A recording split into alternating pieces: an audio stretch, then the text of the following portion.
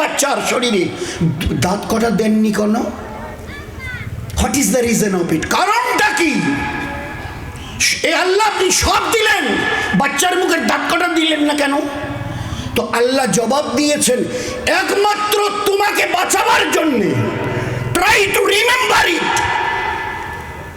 ভালো করে ভাবতে শেখো, বুঝতে শেখো, বাইপাস করিও না। জীবন তছনছ হবে দুনিয়ায়, বরবাদ হবে আখিরাতে। আমি তোমার মুখ, তোমার শরীরে, এই বাচ্চার শরীরে সব দিয়েছি, দাঁত কটা বাদে, শুধুমাত্র তোমার বাঁচাবার, তোমাকে বাঁচানোর জন্যে। কিভাবে? এই দাঁত কটা যদি তোমাকে দিতাম না, তো মা কোলে নিয়ে যখন তার স্তন তোমাকে পান করাতো, তো তোমার ওই দাঁত দিয়ে তার ওই নরম স্তন দাঁত দিয়ে কেটে কেটে তুমি ক্ষত বিক্ষত করে দিতে, ঘায়ের পর ঘা ফুলে যেত। তুমি তোমার মায়ের কোলে পায়ের কাছে চিল্লাতে চিল্লাতে মরে যেতে, তোমার মায়ের হিম্মত হতো না তোমাকে কোলে তুলে নিয়ে আর একটা বার দুধ পান করায়, কারণ এখানে মুখ দেবার মতো আর কোনো অবস্থা নেই। তুমি দুরবস্থা করে রেখেছো, শুধু তোমাকে বাঁচানোর জন্যে এ দাঁত কটা দিনি। এরপরেও বলবে আমার কেউ বানানেওয়ালা নেই, বলো না? এরপরেও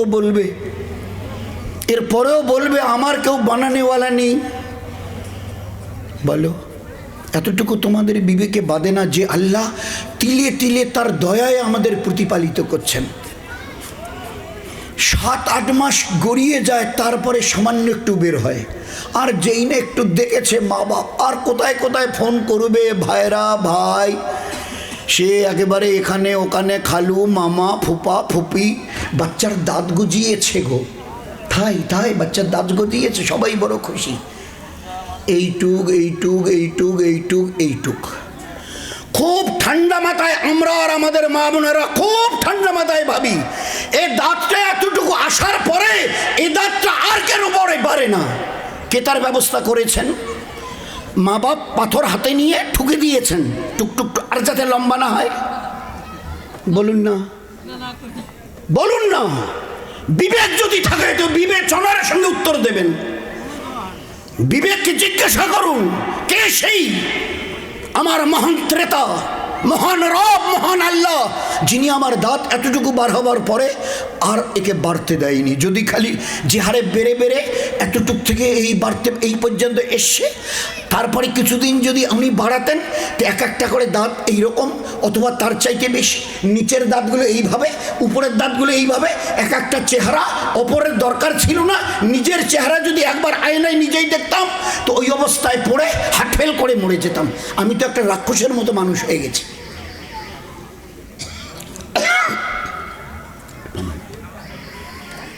ঠান্ডা মাথায় ভাবি, নয়তো আল্লাহকে থোড়াই কেয়ার করবো আল্লাহকে। কি করেছে আমার ওই আল্লাহ?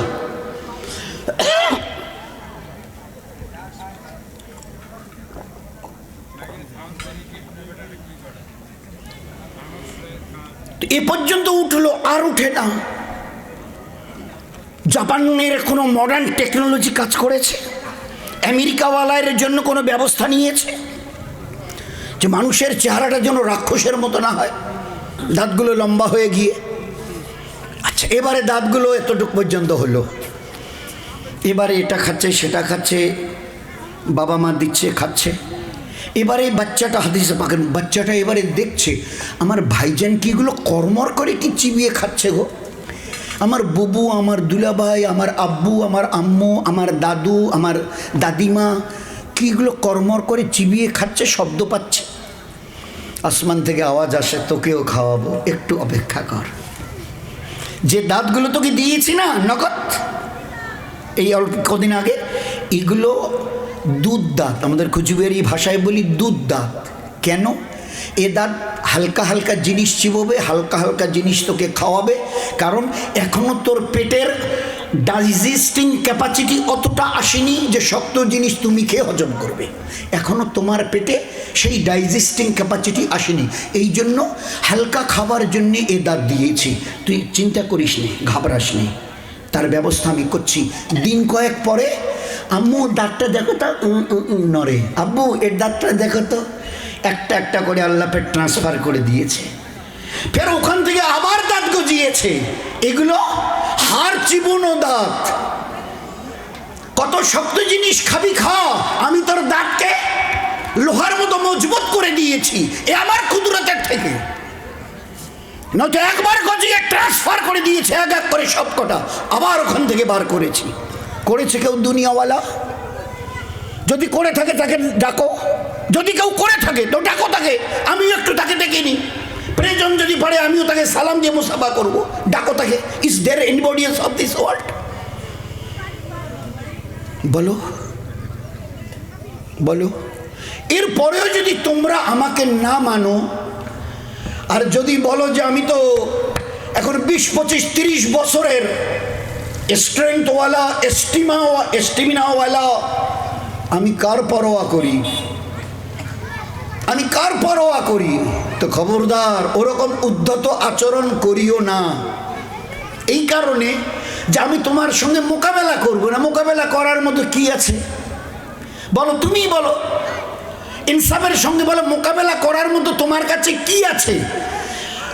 এই যে মাথার উপরে 7 আসমান, তোমার পায়ের নিচে 7 জমিন, এই যে এখান থেকে শুরু করে আর শেষ পর্যন্ত বিশাল পাহাড়, তার চূড়া দেখছো, দরিয়ার এই যে পাশে দাঁড়িয়ে যার কুল কিনারা দেখা পাচ্ছ না, যে আল্লাহ জমিনে এই, আর তোমার মাথার উপরে যেটা একটা ভাত খাওয়া থালার মতো সূর্য, যার নাম, এই গোটা দুনিয়ার 13 লক্ষ গুণ বড়।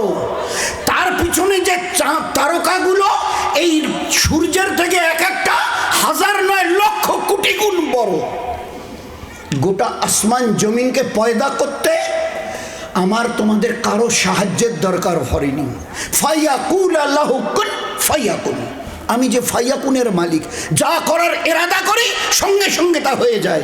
তো আমার মতো এরকম আল্লাহু আকবার, আকবারুল আকবার, আমার বরত্ব তোমরা চিন্তাও করতে পারবে না। This is beyond your imagination. এই জন্য নবীকে সম্বোধন করে আল্লাহ বলছেন, ইয়া আইয়ুহাল মুদ্দাসসির কুম ফাআনজির ওয়া রাব্বাকা ফাকাব্বির। নবীজি আপনি চাদর ছাড়ুন, লোকের কাছে যান, তাদের প্রত্যেককে, পুরুষ অথবা মেয়ে ছেলে, এদের প্রত্যেককে বোঝান আমি আল্লাহ রব্বাকা ফাকাব্বির কত বড়। কারণ এটা মানুষের নেচার। একটা সাধারণ মানুষ ভাবে আমার যদি পঞ্চায়েত সাহেবের সঙ্গে একটা সম্পর্ক হতো না, আমি বড় কাজ করিয়ে নিতাম। প্রধান সাহেবের সঙ্গে যারা একটু উপর লেভেলে তারা ভাবে আমি যদি বিডিও, এসডিও, ডিএমের সঙ্গে একটু যদি সম্পর্ক হতো না, কাজ হতো। আরও যদি একটু আপার লেভেলে ভাবে কোনো মিনিস্টার অথবা চিফ মিনিস্টারের সঙ্গে যদি আমার একটা রিলেশন তৈরি হতো, আমাকে কে পায়। আরও যেন একটু যারা আর একটু আপার লেভেলে সেন্ট্রাল মিনিস্টার হতে হতে প্রাইম মিনিস্টার, যদি একটা সম্পর্ক গড়তে পারতাম না, তো আমি আর আমার কাজের জন্যে 1000 লোক এসে আমার কাছে ধর্ণা দিত, ভাই ডিএমের সঙ্গে তোমার খুব দেখেছি, আমরা খুব একটা ভালো সম্পর্ক, আমার হয়ে একটু বলেন না, এই কাজটা যেন একটু করে দেয়, অনেক দিন ধরে বড় সাফার করছি, ভুগছি। ভাই মিনিস্টারের সঙ্গে, চিফ মিনিস্টারের সঙ্গে আপনার হটলাইন, তো একটু আমার এই কাজটা একটু করে দিন না। তো এটা মানুষের ক্যারেক্টার, যে যেখানে আছো বড়র সঙ্গে যদি সম্পর্ক করতে পারো নিজেকে ধন্য মনে করো। নবীজি বুঝিয়ে দেন গোটা দুনিয়ার যত বড় এরা দেখছে সবচাইতে বড় আল্লাহ, তার সঙ্গে যেন এরা সম্পর্ক করে। তুমি একটা 3.5 হাতের নাপাক ইনসান, নাপাক, পাক নও। আছে এই 800 কোটির মধ্যে একজন লোক বুক ঠুকে বলবে আমি গোলাপ ফুলের বাগানে জন্ম নিয়েছি? আমি যদি তোমাদের পরিচয় জিজ্ঞাসা করে জানতে চাই, কি উত্তর দেবে তোমরা? অমুক গ্রামের অমুকের ছেলে আমি। আচ্ছা তার আগে মানে তার আগেই তো বললাম তো অমুক জায়গায় আমার জন্ম। তার আগে, জন্মের আগে তোমার পরিচয়টা খুলে বলো না, কি উত্তর দেব? আল্লাহ উত্তর দিয়েছে, খুলিকাল ইনসানু মিন নুতফা। হে জগতের ইনসান, গোলাপ ফুলের বাগানে জন্ম নাওনি, এক বিন্দু নাপাক মনির কাতরা থেকে জন্ম দিয়েছি। So why you are so proud? কিসের এত গর্ব করো? এক বিন্দু নাপাক মনির কাতরা থেকে তোমাদের জন্ম দিয়েছি আমি আল্লাহ। ইচ্ছা করলে গোলাপের বাগানে জন্ম দিতে পারতাম। আমি জান্নাতে তোমাদের আদি পিতা আদম আলাইহিস সালামকে পয়দা করিনি? মা হাওয়াকে জান্নাতে পয়দা করিনি? বলো না। এই দুইজনের কোনো মা বাপের পরিচয় বলতে পারবে তোমরা? তো আমি যদি একটা এডিশন বাকি রাখতাম, তোমাদের কারো মা বাপের প্রয়োজন আমার পড়তো না। শুধু একটা সমাজের বাঁধন তৈরি করবার জন্যে, একে আপোষের মধ্যে একটা ভালো রিলেশন তৈরি করবার জন্য আমি আল্লাহ একটা প্রসিডিওর আমি আল্লাহ কায়েম করেছি, একটা নিয়ম আমি আল্লাহ পাক কায়েম করেছি। নয়তো আমার প্রয়োজনই পড়ে না। তোমাদের নবীর কতদিন হবে? এ মহেঞ্জোদারো হরপ্পার 6, 7, 8 হাজার বছরের কেচ্চা। তোমাদের নবী আসার তো এখনো 1400 বছরই বোধহয় পুরো হয়নি, আর তার 550 বছর আগে 2000ও এখনো হয়নি। একজন নবী এসেছিলেন ঈসা আলাইহিস সালাম। ওনার আব্বার নাম বলুন তো, তোমরা বলো তো ওনার আব্বাকে। ভাই ঈসা আলাইহিস সালামের কোনো আব্বা ছিল কি? ভাই ছিল কোনো আব্বা? শুধু মা ছিলেন মরিয়ম। তো ওই জামানায় যারা ইহুদি পণ্ডিত যখন মরিয়ম আলাইহিস সালাম তার বাচ্চাকে জন্ম দিলেন, তো একদল পণ্ডিত এবারে একসঙ্গে জমায়েত হয়ে বলছে যে না, এই মেয়েটাকে তো আমরা সতী সাধ্বী হিসেবে জানতাম, বড় নেক, বড় সতী, বড় ভালো, কিন্তু এই মেয়েটা না শেষ পর্যন্ত এই কেলেঙ্কার করে বসলো, স্বামী তো তার নেই, অথচ বাচ্চা। এটা কি করে হয়? চলো এর একটা বিহিত করতে হবে। চলো, একদল ইহুদি পণ্ডিত আসা শুরু করলেন। আল্লাহ পাক জিবরিলকে পাঠিয়ে দিয়ে মরিয়মকে কানে কানে বলে দিলেন, আপনি রোজার নিয়ত করুন। যারা পণ্ডিতের দল আপনার কাছে আসছে আপনার সায়স্তা করতে, এরা কিছু প্রশ্ন করে উত্তরে নেবে, আপনি ইশারায় বলে দেবেন আমি রোজা আছি। রোজা থাকা অবস্থায় তো কথা বলা যায় না। তো যা কিছু আপনাদের প্রশ্ন, আমার এই অবোধ শিশুটা, দুধ পিতা হুয়া বাচ্চাটা, ওকে জিজ্ঞাসা করুন। আল্লাহকে চিনতে চেষ্টা করি, জীবন ধন্য হবে আমাদের। গোটা দুনিয়া আমাদের গোলাম ছিল। এক আল্লাহকে যেদিন থেকে ছেড়ে দিয়েছি, আমি লক্ষবার আল্লাহর নামে কসমকে বলছি, ওই দিন থেকে আল্লাহ আমাদের উপরে এতটা নারাজ হয়ে গেছেন যে গোটা দুনিয়ার আজ আমাদের গোলাম বানিয়ে দিয়েছে। গোটা দুনিয়া চৌটে থেকে জিবরাইল তোমাদের গোলামি করেছিল। যতদিন এক আল্লাহর তোমরা ওবিডিয়েন্ট ছিলে, অনুগত ছিলে, মান্যতা দিয়েছিলে, মেনে চলেছিলে এক আল্লাহকে, অতদিন গোটা দুনিয়া তোমাদের গোলামি করেছে। যেদিন থেকে ওই জায়গা থেকে সরে গেছো, তোমরা দুনিয়া নিজেদের খেল দেখাবার জন্যে, আমিও খেল দেখিয়েছি, ওই দিন থেকে সবার গোলাম হয়ে পড়ে আছে। যদি মনে করি যে না এটা ভালো চলছে, এই জীবন ভালো, তো ঠিক আছে। আর যদি মনে করি যে না, ইট মে নট বি, এটা হতে পারে না, ছিলাম সবার মাথার উপরে, এখন পায়ের কাছেও জায়গা নেই, এটা হবে না। তো যদি না হয় তো কি করতে চাও? লাঠি নিয়ে বেরোবে যে ভাই এর আগে তোমরা আমাদের গোলামি করেছিলে, এই মখলুক আমাদের গোলামি করেছিল, আবার করবে লাঠি নিয়ে সবাইকে তারা ওভাবে করবে, ওদেরকে অনুগত, অবিডিয়েন্ট? বলো না, একটা ডিসিশন নাও। এই আল্লাহ, এই যে কান ধরছি, যাচ্ছুক হবার ভুল হবার হয়ে গেছে, শুধু এক তোমাকে মানিনি, আর না মানার পরিণতি ভোগ করছি, না মানার পরিণতি ভুগছি, চোখেও দেখছি, দিন আর রাত দেখছি। এই মসজিদে এসব কি হচ্ছে, আর ওখানে যাওয়া যাবে না, এটা ছেড়ে দিতে হবে, ওটা ছেড়ে দিতে হবে, রাস্তা গেল, গলি গেল, ফের সাইনবোর্ড দেখছি, এইদিকে আর ঢুকতে পারবেন না, এইদিকে আর এসে বাজারে কিছু কিনতে পারবে না। এসব কি হচ্ছে, কি দেখছি, কি হতে চলছে? আসমান থেকে আওয়াজ আসছে, নিজেকে রেকটিফাই করো। এগুলো তোমাদের ভুলের খেসারাত, তোমাদের অন্যায় আর জুলুম যা আল্লাহর সঙ্গে করেছো। আল্লাহর বান্দা হয়ে হক ছিল আল্লাহর বন্দেগী ইবাদত করা, তোমাদের পছন্দ হয়নি। সহজভাবে বুঝতে গেলে, পালিত কুত্তা, ওর গলায় একটা বেল্ট থাকে, আর বেল্টটা যতক্ষণ ওর গলায় থাকে না, কারো হিম্মত হয় না। ও যদি ঘর থেকে বেরিয়ে, গেট থেকে বেরিয়েও রাস্তায় দাঁড়িয়ে থাকে, তো পথ চলতি পথিকেরা একবারও হিম্মত হবে না একটা পাথর তুলে ওর গায়ে ঢেলে, খবরদার, গলায় বেল্ট লাগানো আছে, নিশ্চয়ই এর কোনো মালিক আছে, খালি বেল্টটা খুলে দেন, এ বেল লাওয়ারিশ হয়ে যাবে, আর গোটা দুনিয়া একে শুধু ঢিলবে না, লাঠি দিয়ে পেটাবে। যতদিন তোমাদের গলায় লা ইলাহা ইল্লাল্লাহ মুহাম্মাদুর রাসূলুল্লাহর বেল্ট ছিল, গোটা দুনিয়া থেকে তোমাদের ভয় পেয়েছিল। যেদিন থেকে ওটা খুলে ফেলেছ, সেই দিন থেকে গোটা দুনিয়া তোমাদের লাত মারা শুরু করেছে।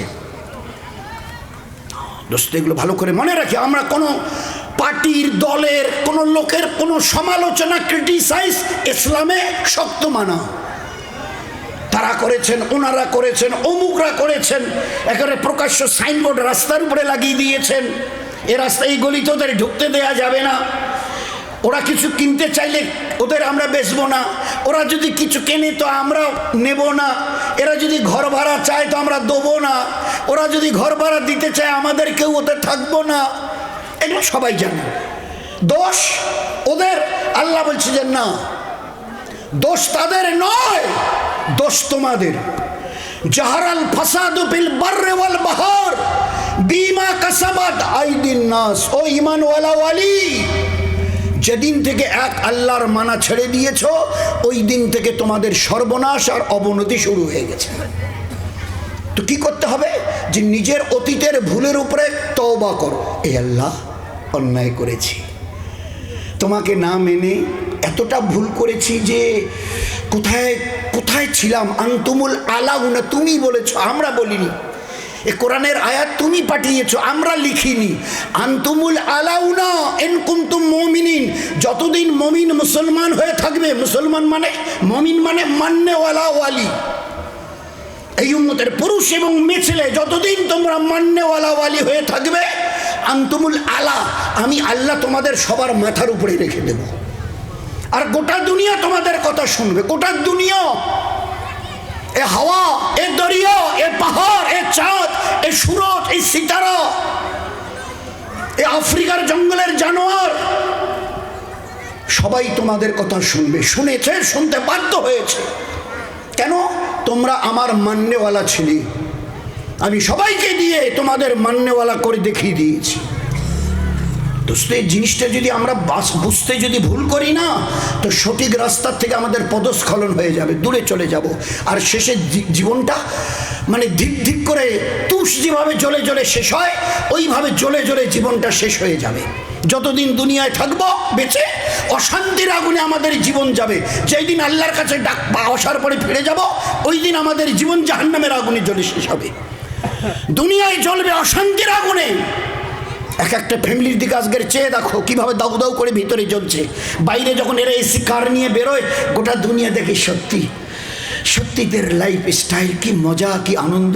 এসি কারে ঘুরে যে বেড়াচ্ছে, আর ওর ভিতরে যারা আছে না, একটু কাছে গিয়ে দেখো না, এসি রুম মানে গাড়ির ভিতরে বসে ঘাম ঝরছে, ঘাম পসিনা ভিতরে। কারণ গাড়িটা সুন্দর বাইরের, কিন্তু ভিতরে অশান্তি দাউ দাউ করে জ্বলছে। কেন? কি হয়েছে?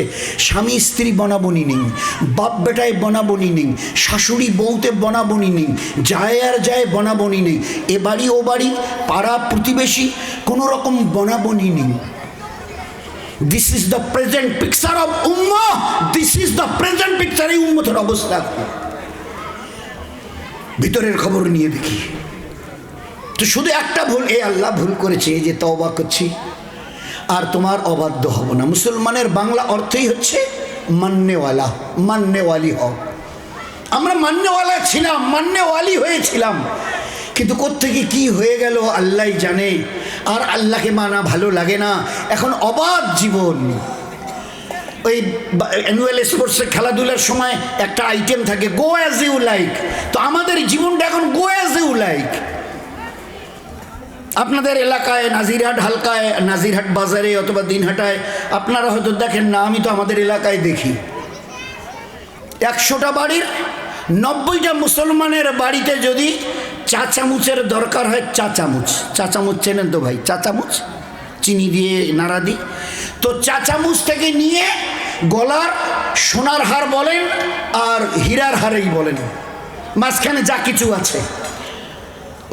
আছে, ডাইনিং, সোফা, ফ্রিজ, যা কিছু আছে মাঝখানে। যদি প্রয়োজন পড়ে তো পুরুষেরা বাজারে গিয়ে কিনতে পারবে না, তোমরা ঠিক মতো নিতে পারবে না। চা চামচ কীরকম ডিজাইনের হতে হবে, কতটা মাপের হতে হবে, এটা তোমরা পারবে না, আমরা যাচ্ছি। এখান থেকে শুরু করে আমার বাড়ির ইচ অ্যান্ড এভরিথিং, যা কিছু প্রয়োজন, ওরা এখন বাজারে না গেলে হবে না। আমরা ছুটকারা পেয়ে গেছি। ও জায়গাটা কত ভালো, ওই বাজারের ওই জায়গাটুকু। আল্লাহর নবী সাল্লাল্লাহু আলাইহি সাল্লাম বলছেন, আহাব্বুল বেলাদে ইলাল্লাহে মাসজিদুহা ও আফগাজুল বেলাদে ইলাল্লাহে মাসাকুহা। আল্লাহর কাছে তামাম দুনিয়ার মধ্যে উত্তম দামি জায়গা মসজিদ, আর সারা দুনিয়ার মধ্যে আল্লাহ পাকের কাছে, আল্লাহ পাকের কাছে ও শব্দটা ওখানে যোগ করা আছে।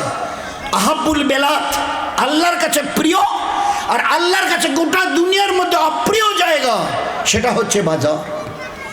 আল্লাহ ওটাকে লাইক করেন না, পছন্দ করেন না। হ্যাঁ, প্রয়োজনে যেতে হবে, শাক সবজি মাছ গোশ আলু বেগুন এটা ওটা কেনার জন্য যেতে হবে। কিভাবে যাব? তো শরীয়ত বলে দিয়েছে ইশারাতান। তো তোমরা খাওয়া শোয়া ঘুমো আরাম গল্প গুজব করো বলে করো, কখনো প্রয়োজন পড়লে পেশাব পায়খানার জন্য যাও বলে যাই। কোথায় যাও? বলে বাথরুমে, ল্যাট্রিনে। তো ওখানে গিয়ে আরামে সময় কাটাও। তা বলে না না না, যাই আর যতটুকু সময় লাগে তাড়াতাড়ি শেষ করে ও নাক চিপে ধরে বেরিয়ে আসে। তাহলে বাজারটাকে ওই রকম মনে করো, যেভাবে তোমরা ল্যাট্রিনে গেলে আর ওখানে সময় দাও না, যতটুকু কাজের জন্য প্রয়োজন থাকো আর তারপরে চট জলদি বাস বেরিয়ে আসো।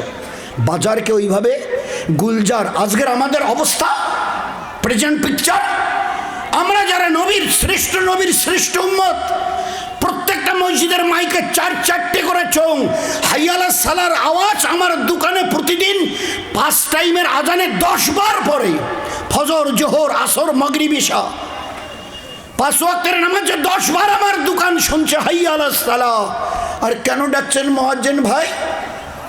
নামাজের জন্য। ওখানে গিয়ে কি হবে? তো তারপরে ওই দুটো শব্দ ফের এক আছে ওটাই আজানে, হাইয়া আলাল ফালাহ। সবাই দুনিয়াতে সাকসেস পেতে চাও, সফলতা পেতে চাও, কামিয়াব হতে চাও, আমি আল্লাহর তরফ থেকে ডাকছি, দুনিয়ার আখিরাতের যদি সফলতা নিতে হয় আল্লাহর ঘরে চলে আসো। নামাজের জন্য শুধু নয়, সফলতা পাওয়ার জন্যে, সফলতা নেবার জন্যে, সাকসেসফুল লাইফ লিড করবার জন্যে। আমাদের বুঝে আসে না। আজ মুসলমানের মহল্লা 150 ঘরের মসজিদ, আর ওই মাইকের ওই ভলিউমের সঙ্গে আজান। কতজন নামাজ পড়ে? তা আল্লাহ দিলে 10, 12, 15 জন তো আসে। বাজারের খবর নিয়ে যান, যে কোনো সাথীর বাড়িতে গিয়ে খবর নেন,